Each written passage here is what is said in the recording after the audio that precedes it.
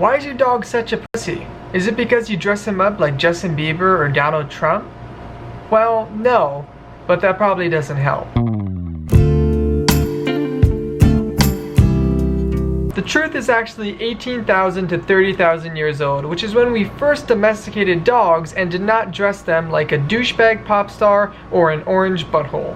Now at this point is when we made them change from wild savage wolves to man's best friend. A nice example of this is from an article that I read that compares it to an Aesop's fable, the one where the dog has a bone in his mouth and he sees his own reflection in some water and he thinks it's another dog who also has a bone.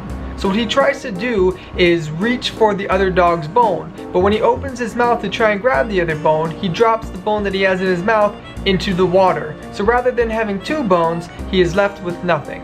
And this fable was also the concept that was used to create a study done by the Wolf Science Center in Austria. So what they did was take 7 wolves and 7 dogs and raise them in similar conditions. Then they created an experiment with 2 bowls. Under one contained a small pellet of food, and under the other contained either a large chunk of meat or absolutely nothing.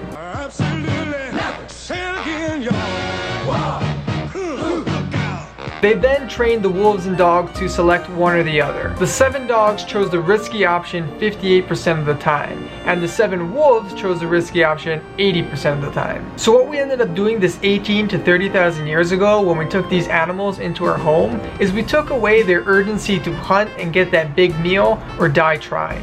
Essentially, what we did was we took away their go big or go home attitude. Nowadays, these pupperinos know that one way or another, they're going to be getting fed by us. Whether we're actually going to feed them or they're going to be eating fat and sloppy Uncle Dave's Thanksgiving table droppings.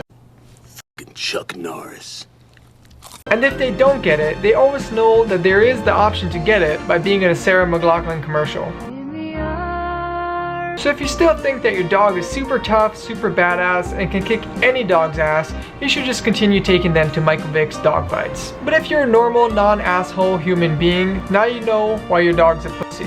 And that shouldn't make you love them any less, because regardless of their pussy status, they're still man's best friend.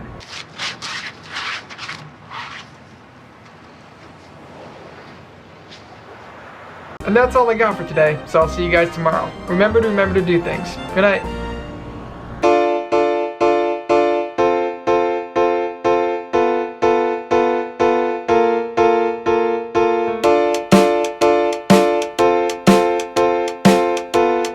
Hi, I'm Sarah McLachlan. Will you be an angel for a helpless animal?